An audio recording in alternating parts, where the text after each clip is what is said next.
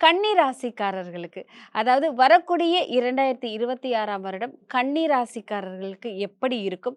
என்னென்ன விஷயத்துல ரொம்ப ஜாக்கிரதையா இருக்கணும்? என்னென்ன விஷயத்த வந்துட்டு ரொம்ப கவனத்தோட பண்ணணும் அப்படிங்கிறத சொல்லுங்க. கண்டிப்பா. இந்த 2026 உங்களுக்கு நல்ல காலங்கள் தான். ஏன்னா கன்னிங்கிறது 6ஆம் இடம். இந்த 6ஆம் இடம் வந்து வெற்றியை நோக்கி செல்லக்கூடிய ஒரு ராசி. எப்பவுமே வெற்றியே நோக்கி தான் போவாங்க. அவங்க எல்லாத்தையும் தள்ளு, தள்ளு, தள்ளு, தள்ளின்ட்டு "தள்ளு போவாங்க. நான் வரேன்" அப்படிங்கிற மாரி. அது அவங்க வந்தாவே அங்க கலகலன்னு இருக்கிற மாரி ஒரு சூழல தான் ஏற்படுத்திக்குவாங்க. அதுல ஒரு சிலருடைய அமைப்பு பார்த்தீங்கன்னா, படிப்பு, படிப்பு, படிப்பு. 2 கேட்டகரி இருக்கு. அந்த கன்னியில வந்து சித்திரை நவட்டம், அவிட்டம் இதெல்லாம் 2 கேட்டகரி இருக்கு. அதுல அந்த கன்னி ராசி ஒரு விஷயம் படிப்பு, ஒரு விஷயம் தொழிலு. இந்த 2ல அவங்களுடைய தன்னை செலுத்திக்குவாங்க.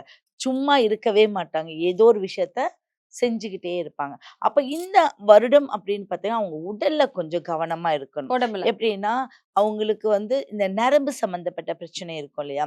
ஒரு மாரி வீக் ஆகறது, டயர்ட் ஆகறது, ரொம்ப நேரம் நிக்க முடியாம இருக்கிறது. இத கொஞ்சம் அவங்க பார்த்துக்கிட்டா இன்னும் சூப்பரா இருக்கும். அப்போ அவங்க இந்த காலகட்டத்தில ஒரு விஷயத்த நெனச்சிருக்கீங்க அப்டின்னா, செயல்படாம இருக்க மாட்டீங்க. அதோட அடித்தளத்த எப்ப போட்டிருக்கீங்க அப்டின்னா, 2024லயே அத அடித்தளம் போட்டிருப்பாங்க. அப்ப அத ஃபாலோ பண்ணிட்டு தான் வந்திருப்பாங்க. அப்ப முழுமை அடையிறது இந்த வருஷம். இந்த வருஷம் முழுமை இந்த வருஷம். அடைஞ்சிரும். இந்த ஓகே. வருஷம் எப்ப முழுமை அடையும் அப்டின்னா, மே மாதத்திற்கு மேல. ஓ! மே மாதம். ஆமா. மே வரைக்கும் அவங்களுக்கு ஏன்னா அந்த 5ஆம் மாதம் கழித்து அந்த விஷயத்துக்குள்ள இறங்கிடுவாங்க. சிறப்பு, சிறப்பு.